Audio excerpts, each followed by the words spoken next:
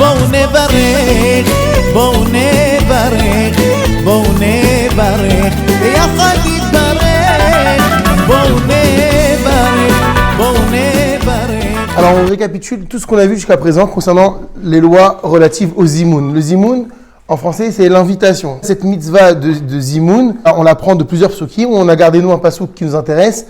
C'est le fameux Gadelu Lachem Iti ou Norema Shemo Yachdav. Grandissez Hachem avec moi et élevons son nom ensemble. Donc grandissez Hachem avec moi, ça veut dire quoi? C'est que minimum, je m'adresse à 2 personnes. Et élevons son nom ensemble, donc c'est nous 3. De là, on va apprendre que la mitzvah de faire le zimoun, la mitzvah d'inviter à réaliser le Birkat Hamazon, ne peut se faire qu'à partir de la présence de 3 hommes qui ont mangé du pain ensemble.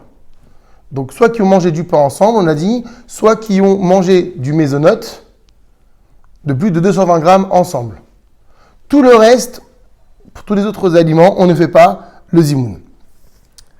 Pour le cas des femmes, on verra dans les halachot qui arriveront, Bezrat Hashem, si effectivement les femmes sont soumises à la mitzvah du zimoun, donc cette invitation encore une fois à faire le Birkat Hamazon, donc qu'on appelle les actions de grâce après avoir mangé du pain. Entre 3 et 9, il n'y a pas de différence. Le zimoun est le même. La formulation du zimoun est la même. Donc, l'initiateur au zimoun dit « Nevarer shachalnu michelo » proclamons la bracha pour celui de qui on mange, donc c'est Hachem, et les convives, donc entre 3 et 9 personnes, 3 et 9 hommes, répondront « Baruch shachalnu michelo uftuvo chayinu » C'est tout. Source de bracha est celui de qui nous mangeons, et c'est par son bien, par son tov, que nous vivons. Et lui, le Mezamen, l'initiateur au zimoun, répète cette phrase « Baruch shachanu mishov tuvo chayinu ». On a dit que lorsqu'on est 10 hommes, maintenant, on rajoute le nom, la mention « Elokenu », notre Dieu. Source de bracha et notre Dieu. Que l'on soit 10, 100, 1000, une myriade, la formulation ne doit pas changer. On a dit qu'il y avait des mentions avant le zimoun qu'on pouvait rajouter, des mentions de respect suivant la circonstance. Si c'est Shabbat, va Birshut, Shabbat Malketa, si c'est la fête, si c'est Sukkot, s'il y a un Khatan. Donc on a vu tout ça. Mais bon, encore une fois, c'est pas ce qu'on appelle le zimoun. Le zimoun, c'est la formulation de ces 3 phrases qui doit s'effectuer avant de faire le Birkat Hamazon. Très important. Pourquoi est-ce que le zimoun a-t-il été instauré? 2 raisons. Première raison, c'est pour éveiller la ferveur des convives à faire le Birkat Hamazon. Donc on va faire un Birkat Hamazon, mais attention, ce Birkat Hamazon doit être fait avec Kavana. Donc en réalité, le zimoun est une alerte, préparez-vous. Deuxième raison que l'on a évoquée, c'est pour simplement, entre guillemets, faire l'éloge d'Akadosh Baruch Hu. Une louange qui va être faite par plusieurs personnes, parce que quand on fait une louange par plusieurs personnes à Akadosh Baruch Hu, eh ben ça donne encore plus de chashivut, plus d'importance et plus de kavod à l'éternel. Donc voilà les 2 raisons principales évoquées par les chachamim. Premièrement, une alerte. Messieurs, préparez-vous. On s'apprête à réaliser une mitzvah de Oraïta, une mitzvah qui émane de la Torah, celle du Birkat Hamazon, et ensuite, on va le faire ensemble pour donner plus de kavod à notre Dieu. On a parlé aussi du Khatan et de la Kala, qu'il y a la mention à rajouter pour un Khatan, une Kala, chez Asimcha Bimano, Nevarer chez Asimcha Bimano, proférons cette bénédiction pour celui qui a apporté la joie dans la maison, dans la demeure du Khatan.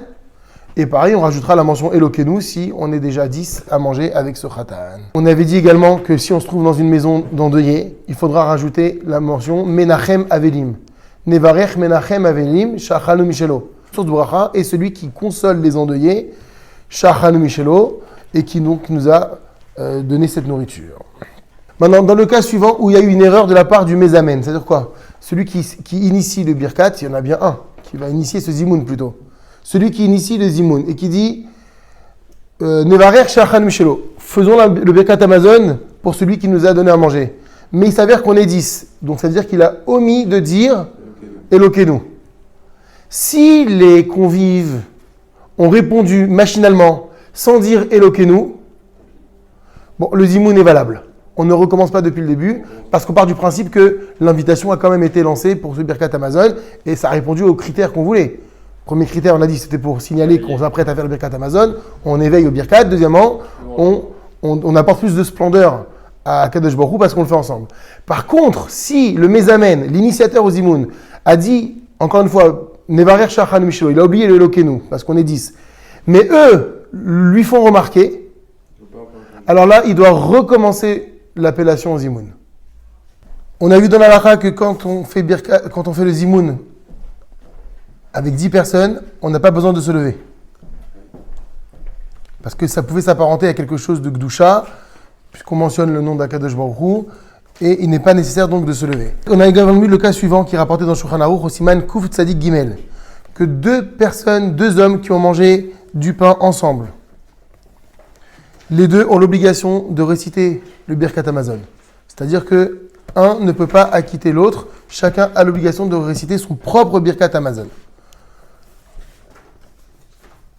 Donc, à la différence du principe de Shomea Keone, pour une bracha, pour une bénédiction, par exemple, on a dit que si Réhouven il fait Motsi, il peut acquitter de ce Motsi Shimon, et Shimon il mangera le pain directement en ayant répondu Amen. Bien sûr, il faut que Réhouven pense à acquitter Shimon, et Shimon pense à s'acquitter de la bracha.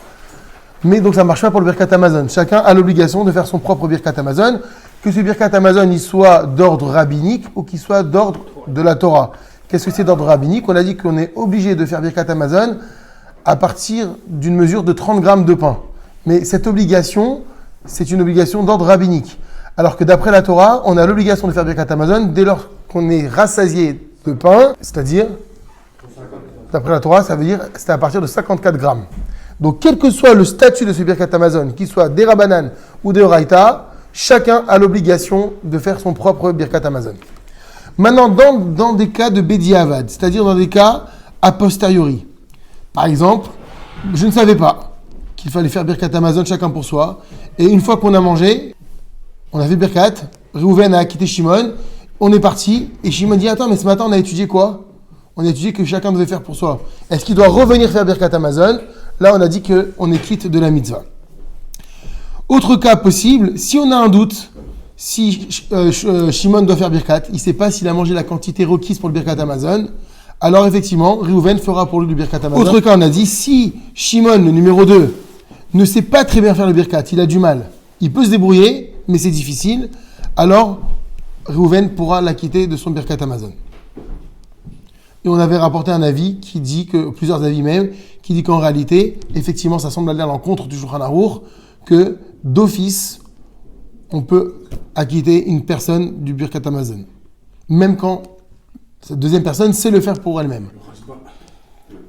Ça, c'était dans le cas où c'est deux hommes qui mangent ensemble. Quand il s'agit maintenant de 3 hommes, donc qui doivent faire Birkat Hamazon, sans problème, il y en a un qui peut faire Birkat pour les autres et les acquitter d'office du Birkat Hamazon. Kol ha'amur le'el, tout ce qu'on a dit jusqu'à présent, à savoir que c'est une mitzvah de faire le Birkat Hamazon chacun pour soi, c'est que quand les deux savent faire le Birkat Hamazon. Mais si un ne sait pas le faire, il s'est assoupi, ça peut arriver Shabbat. Lo yatsa yedechova fil bediavad, il ne sera pas quitte de la mitzvah, même bediavad, c'est-à-dire qu'une fois qu'on a fini le Birkat, il dit « Ah, moi je me suis endormi », eh bien, il recommencera le Birkat. Et là, imken shama lefachot, à moins que il ait entendu au moins l'essentiel des brachot, ça veut dire quoi? Le début de la bracha et la fin de chaque bracha. Donc s'il s'est endormi, mais il dit non, c'est vrai que je me suis endormi, mais j'ai entendu les débuts de la bracha, ça j'en suis sûr, et la conclusion de la bracha, alors là il n'aura pas besoin de recommencer le Birkat parce qu'il s'est acquitté de la bracha du Birkat Hamazon.